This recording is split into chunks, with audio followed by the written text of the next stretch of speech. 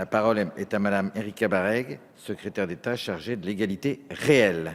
Monsieur le Président, Monsieur le Président de la Commission des lois, Monsieur le rapporteur, Mesdames et Messieurs les députés, nous examinons en première lecture la proposition de loi organique relative au statut des autorités administratives indépendantes créées pour la Nouvelle-Calédonie et adoptée par le Sénat le 18 novembre dernier.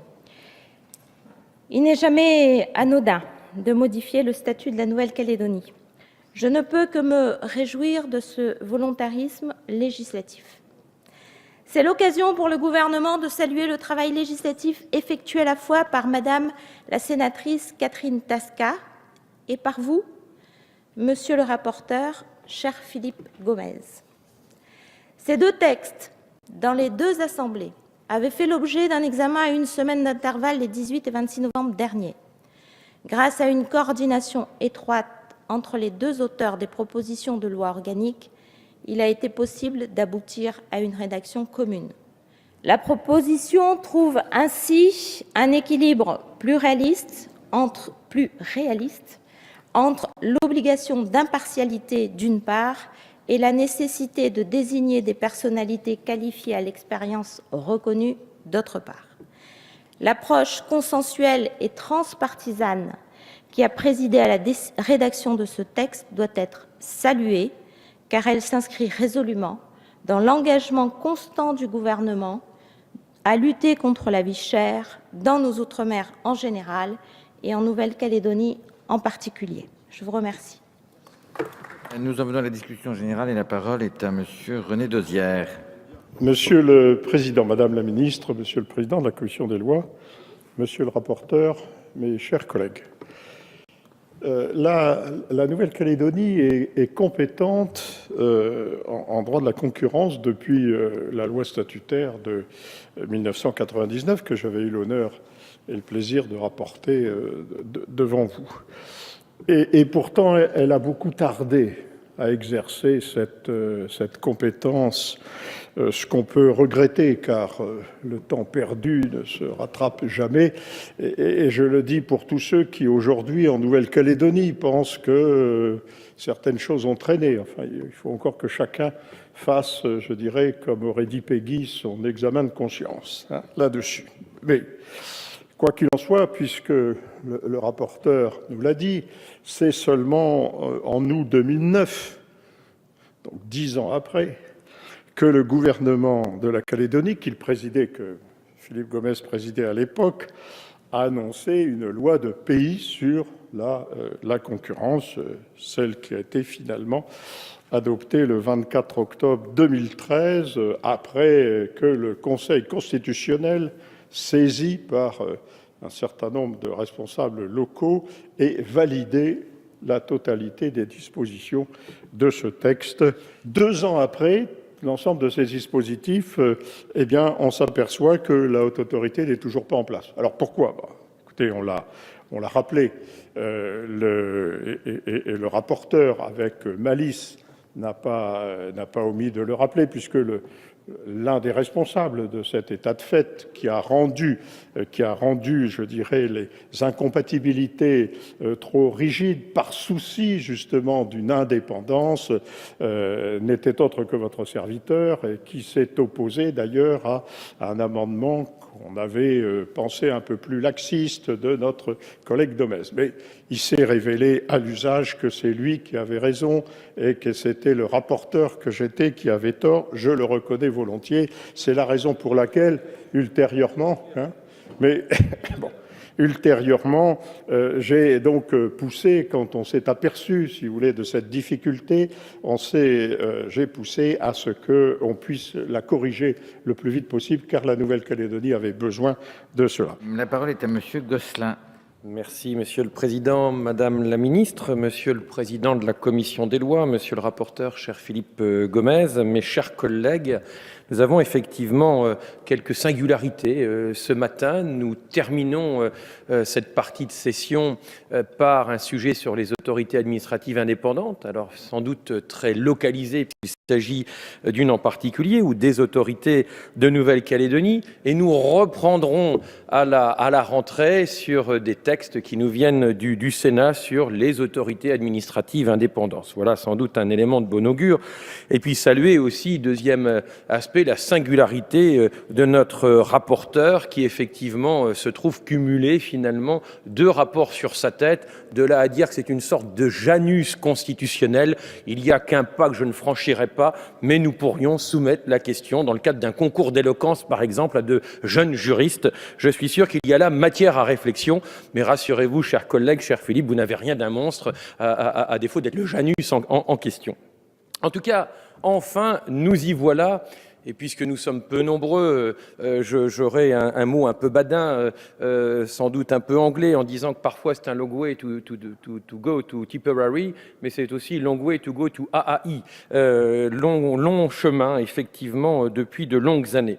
En tout cas, pour redevenir plus sérieux sur un sujet qui l'est réellement, qui n'est pas anecdotique, loin s'en faut, pour nos compatriotes ultramarins. Merci, mes chers collègues. La parole est à Monsieur Rodet. Monsieur le Président, Madame la Ministre, chers collègues, l'examen de l'article unique de la proposition de loi organique fixant le statut des autorités administratives indépendantes créées par la Nouvelle-Calédonie est une marque positive supplémentaire dans le processus évolutif concernant ce territoire. Les recommandations de notre collègue rapporteur sur le nécessaire assouplissement de la loi organique du 15 novembre 2013 nous paraissent justifiées et pertinentes. Le bon sens et la confiance doivent en effet marcher de pair. Georges Paul-Langevin, ministre des Outre-mer. Il y a donc eu 2 propositions de loi organiques, une déposée au Sénat par Madame Tasca, je crois au mois de juin ou début juillet, et une à l'Assemblée nationale par Monsieur le député Gomes en septembre. La semaine dernière, le Sénat a adopté la proposition de loi organique déposée par Madame la sénatrice Casca. Et aujourd'hui, nous examinons celle de Monsieur Gomes. Je me félicite aussi du travail interparlementaire qui a eu lieu entre députés et sénateurs, puisqu'on a pu faire converger les points de vue du Sénat et de l'Assemblée nationale. Et aujourd'hui, ces 2 textes ont une rédaction identique. Donc, j'espère que nous trouverons la solution pour qu'ils puissent joindre les 2 démarches. Sur le fond, cette proposition de loi organique présentée aujourd'hui propose de modifier l'article 27.1 de la loi organique du 19 mars 1999 pour limiter l'incompatibilité applicable aux membres d'une autorité administrative indépendante aux seuls emplois publics exercés sur ce territoire.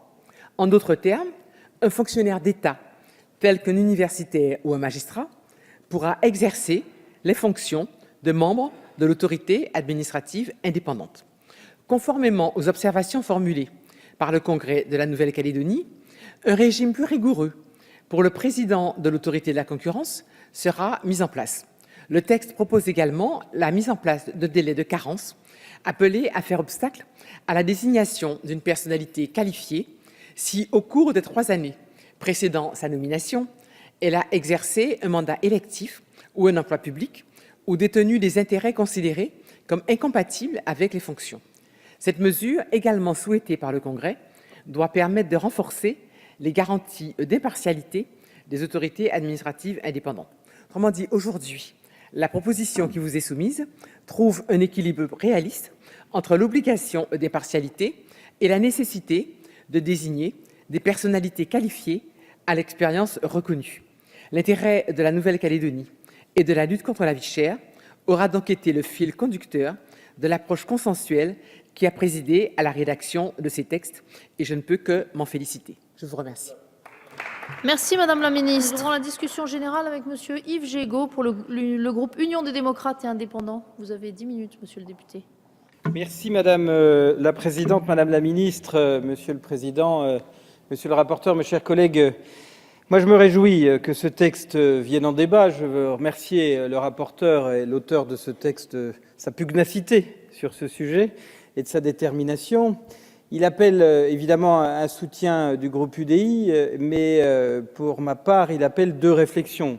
La première sur le fond, je crois que la question de la lutte contre les concentrations trop importantes d'activités économiques dans les milieux insulaires est un sujet qui ouvre un débat quelquefois virulent vis-à-vis de nos outre-mer, mais qui est un débat indispensable. Et on a pu mesurer, j'ai pu mesurer en son temps, de façon combien douloureuse, combien ces questions pouvaient trouver des traductions violentes et combien nos compatriotes ultramarins attendaient que nous puissions agir de la meilleure manière pour éviter des situations capitalistiques qui entraînaient une hausse des prix totalement insupportable pour eux.